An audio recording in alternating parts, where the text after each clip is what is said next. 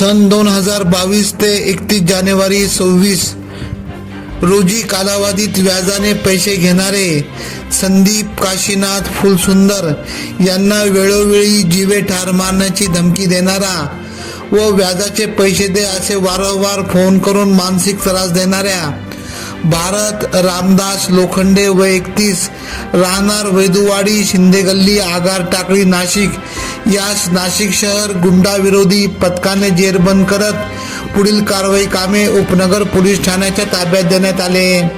व्याजाने पैसे घेणारे संदीप काशीनाथ फुलसुंदर यांनी 31 जानेवारी 2026 रोजी होणाऱ्या जाचाला त्रासाला कंटाळून राहत्या घरी आत्महत्या केली होती। पत्नी श्वेता संदीप फुलसुंदर यांनी उपनगर पोलीस ठाण्यात याबाबत तक्रार दिल्यानंतर गुन्हा दाखल करण्यात आला होता।